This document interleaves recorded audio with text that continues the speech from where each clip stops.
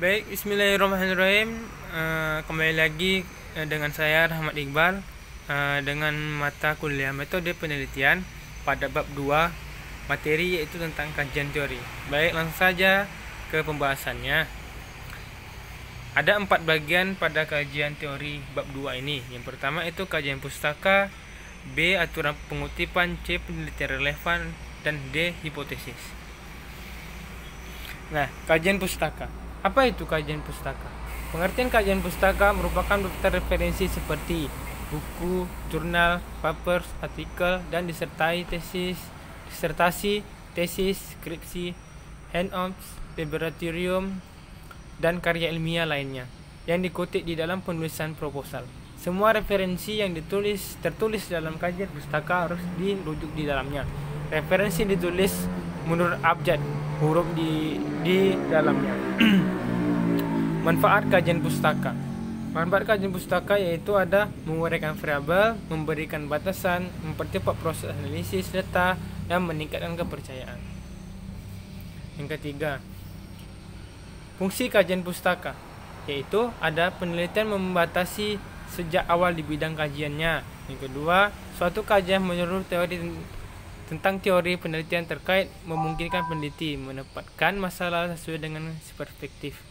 Ketiga, kajian literatur atau pustaka membantu peneliti membatasi masalah serta memperjelas konsep-konsep kajiannya. Yang keempat, melalui kajian mengetahui mana yang baik dan mana yang bermanfaat. Yang kelima, dapat menghindari adanya pengulangan. Keempat, itu ada pentingnya kajian pustaka. Pentingnya kajian pustaka yaitu adalah sintesis solusi, kedua mengembangkan instrumen, ketiga membuat kriteria, empat memverifikasi hasil penelitian, dan kelima mencari dukungan atau sebab. B.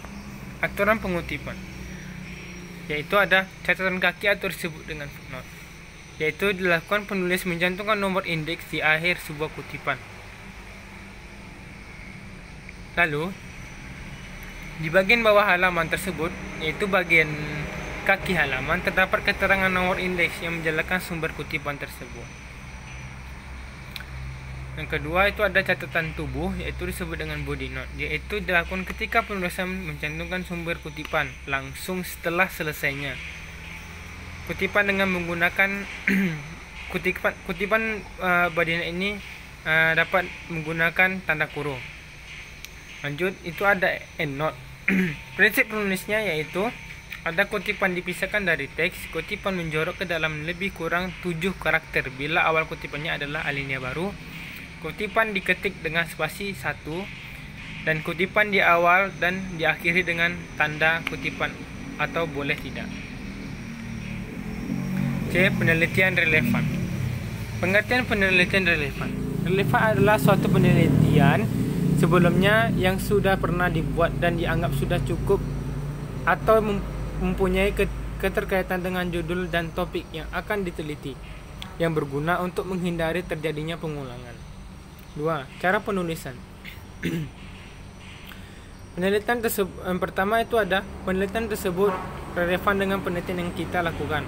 Relevan di sini maksudnya adalah relevan permasalahan dan variabelnya. Kedua, perlu dihindari terjadinya duplikasi penelitian yang mengarah pada plagiarisme. Ketiga, penelitian yang digunakan bisa dari penelitian sendiri atau orang lain. Dan 4, bagian penelitian yang digunakan sebagai penunjang ialah terletak pada bab 5 penelitian, yaitu pada kegiatan kesimpulan. D. Hipotesis. Pengertian hipotesis. Hipotesis berasal dari kata hipo, berarti kurang atau lemah, dan tesis atau tesis yang berarti teori yang disajikan sebagai bukti. Jadi, hipotesis adalah pernyataan yang masih lemah kebenarannya dan masih perlu dibuktikan kenyataannya. Untuk merumuskan hipotesis, yaitu ada hipotesis yang baik menunjukkan bahwa peneliti mempunyai ilmu pengetahuan yang cukup dalam kaitan dengan permasalahan. Yang kedua, bahwa dengan hipotesis dapat memberikan arah dan petunjuk tentang pengambilan data dan proses interpretasinya. Ketiga, itu ada tujuan membuat hipotesis, yaitu yang pertama menyediakan keterangan secara sementara terhadap gejala dan kemungkinan untuk pengembangan ilmu pengetahuan. Kedua, menyediakan para peneliti dengan penataan hubungan antara variabel yang dapat diuji kebenarannya. Keempat, memberikan arah yang perlu dilakukan oleh peneliti dalam melakukan peneliti. Dan yang terakhir itu memberikan kisi-kisi laporan untuk melaporkan kesimpulan itu. Macam-macam hipotesis. Di sini saya rangkum itu ada 3 bagian hipotesis peneliti. Yang pertama, kedua ada hipotesis statistika, dan ketiga hipotesis penyerah atau penyearah atau disebut dengan directional hypothesis. Nah, mungkin itu pembahasan kita hari ini pada bab ini. Apabila ada kekurangan atau kata-kata saya yang salah dalam penyampaian, saya mohon maaf. Wassalamualaikum warahmatullahi wabarakatuh.